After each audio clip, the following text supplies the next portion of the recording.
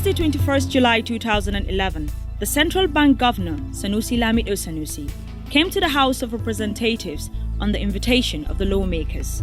The 360 members, like all Nigerians, had questions regarding some new policies scheduled for implementation by the Apex Bank, issues that only the CBN governor could answer. Deputy Speaker, Honorable Emeka Ihedioha, standing in for the Speaker, set the tone for the session. You will recall that on Tuesday, 19 July 2011, the House, in a resolution, invited the Governor of the Central Bank of Nigeria to appear and brief the House pursuant to Section 8, 4, and 5 of the Central Bank of Nigeria Act 2007, and to address the House specifically on the policies of cash withdrawal limits and the introduction of interest-free banking model in Nigeria. It is my privilege now to invite the Governor of Central Bank of Nigeria, Madam Sanusi, to address the House and respond strictly to the issues that have been raised in our communication to you and which I just explained now. You're welcome. Thank you very much, Honorable Speaker. Right Honorable Speaker. And good morning, distinguished honorable members of the House of Reps. Now, may I begin by thanking the House for inviting me to discuss these two issues that are topical in our country, and for providing me with the opportunity to provide the needed clarification and to shed light on some of the misunderstandings around these two policies.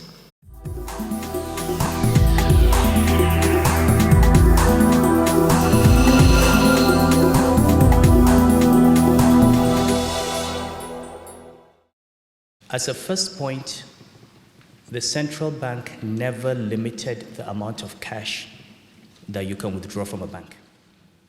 The circular limits the amount of cash you can withdraw in a day without charge. And that's an important distinction. You can withdraw any amount of money from the bank, but if as an individual you withdraw over 150,000 naira, there is a cost. If as a corporate you withdraw more than 1 million naira a day, there is a cost. So this is first of all what the policy was. The circular is there, gentlemen. That is the first misunderstanding that I think we should clear. You see, what I discovered is that 99% of the people who have spoken about the cash limit policy have never read the circular. The circular was very, very clear.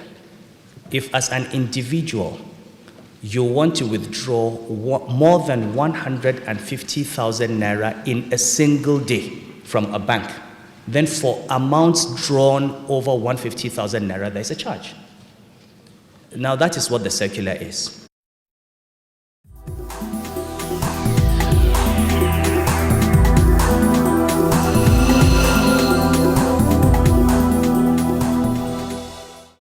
The cash limit policy is only one small part of a comprehensive process and comprehensive program of payment system transformation.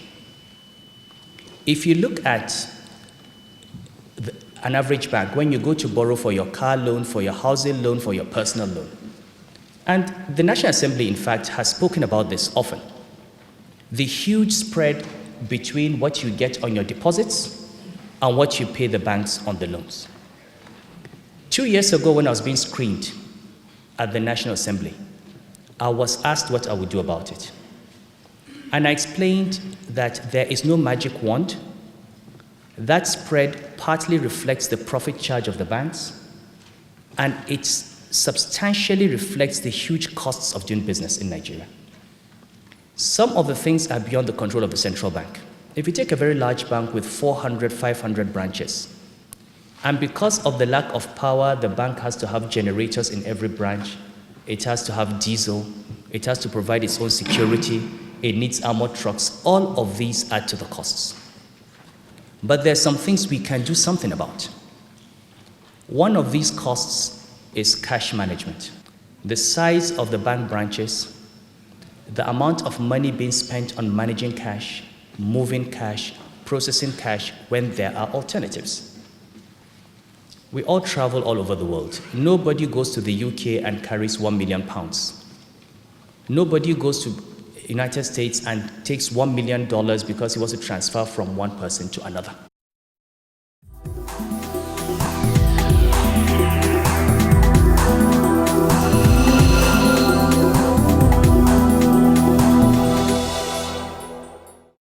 This program has 5 pillars from an operations perspective.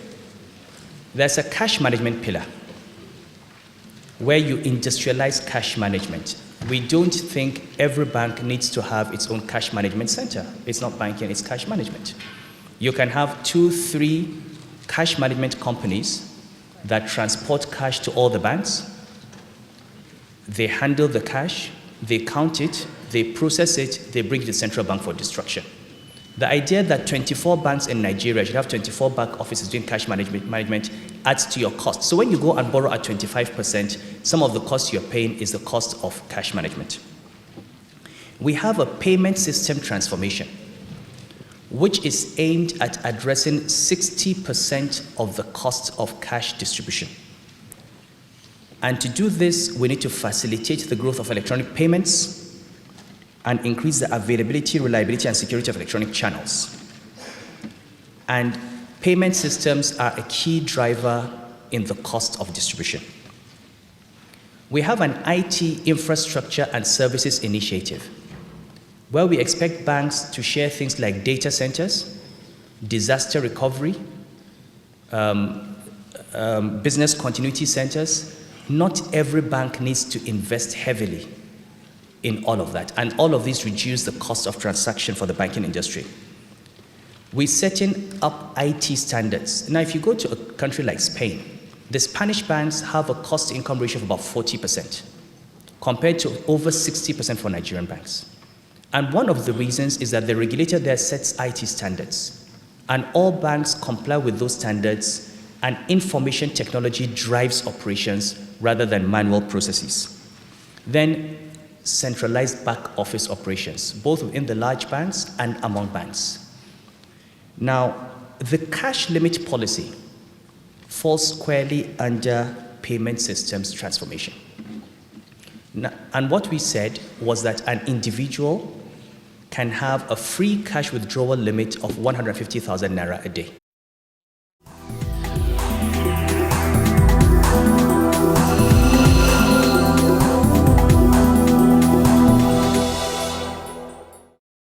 I refer you to slide number 8 and slide number 9.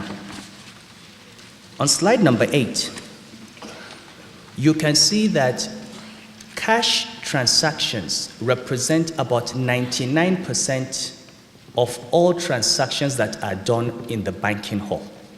People walk in to take cash. But the interesting slide is slide number 9. In 2009, total cash transactions in the Nigerian banking industry were about 2 trillion naira. That's people just walking into the bank to take cash over the counter. In 2009, 2 trillion. Now, out of this, 86% of the transactions were for less than 100,000 naira. 86%. 90% of the transactions were for less than 150,000 naira. 45% of the transactions were for less than 10,000 naira. People were going to the bank, queuing up for 3 hours, for 4 hours to collect 3,000 naira, 2,000 naira, 4,000 naira. And it makes sense. How many Nigerians earn 150,000 naira? A country where 70% of the population lives on less than $1 a day. How many Nigerians can go and cash 150,000 naira in a day? It's less than 10%. That's what the numbers have shown. But look on the right. This 10%, that is 150,000 naira and above, the total value of the cash they moved was 1.5 trillion naira, or 71% of the total cash activity in the banks.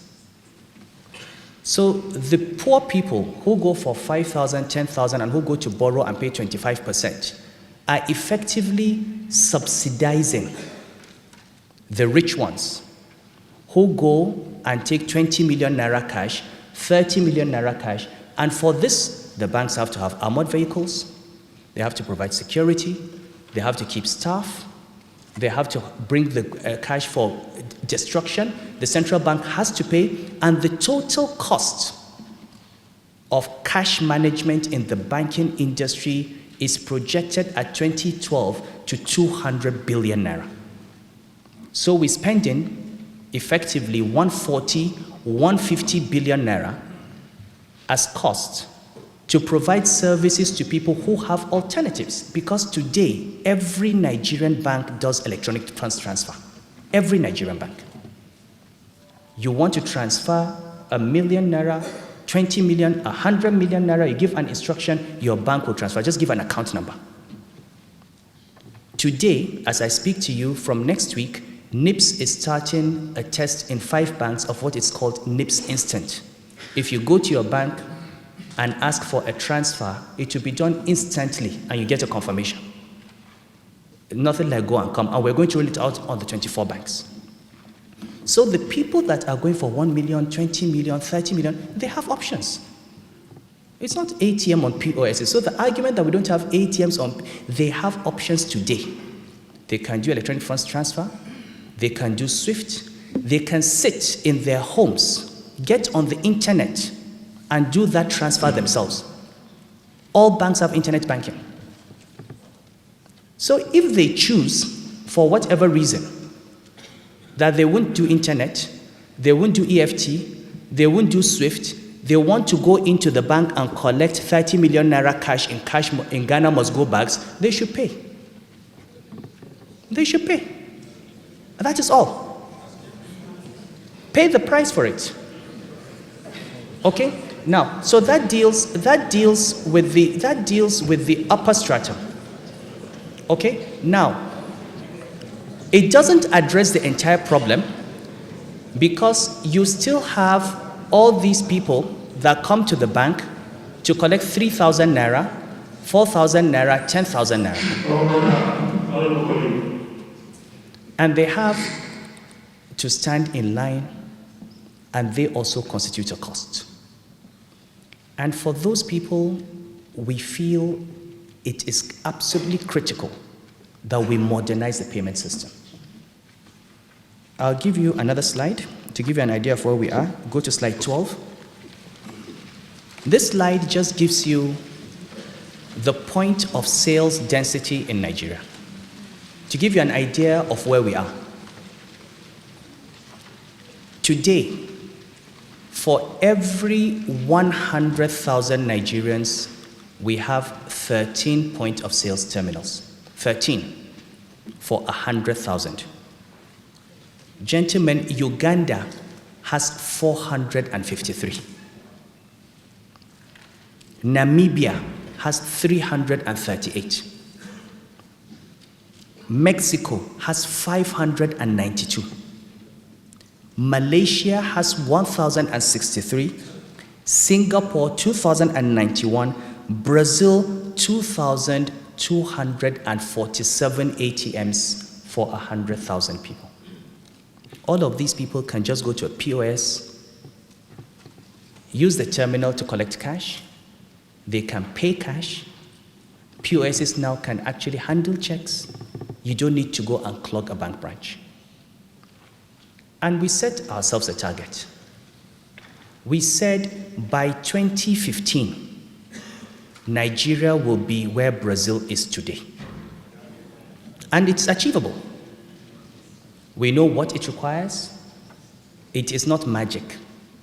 People are getting worried because they're thinking of constraints we had years ago. Main One cable has arrived in Lagos. Glow cable has arrived in Lagos.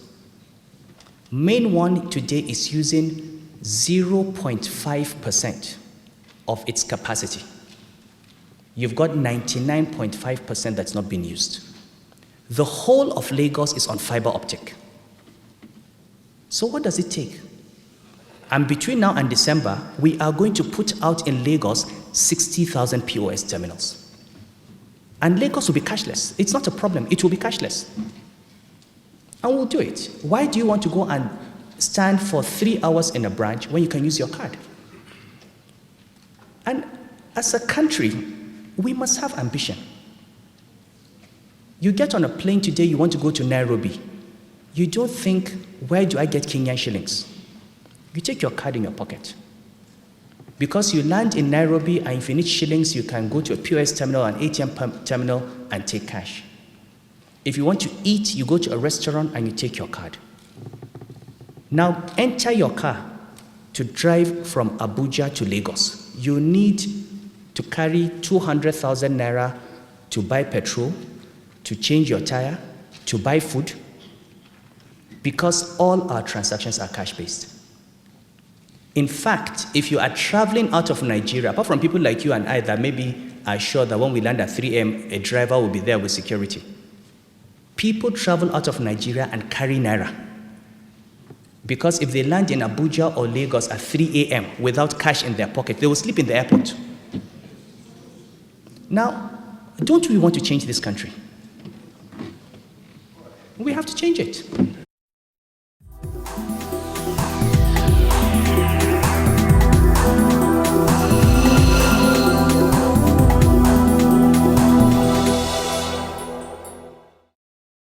We want to be among the 20 biggest financial services industries in the world. And we don't have simple things like POSs. I don't know how many of you a week ago saw a CNN program on mobile banking in Kenya. A farmer in a village in Kenya can pick up his phone and on his phone order fertilizer and use his telephone to make a payment. We have just issued 16 mobile payment approvals for licenses, plus 8 that have just been issued. If I have my way, in another year or two, in a village, you don't need to have a bank branch. If there is an MTN recharge card seller, he can take your KYC, open an account for you in any bank of your choice, and you can use your telephone to make transactions. When we do our agricultural reforms and NERSL, when we go to a place like Kano and we do tomato, we're not just going to look at irrigation and seeds and fertilizers and training and technical assistance. We're going to do that. But we are bringing mobile companies, we are bringing payment systems companies, and in the village, as we are teaching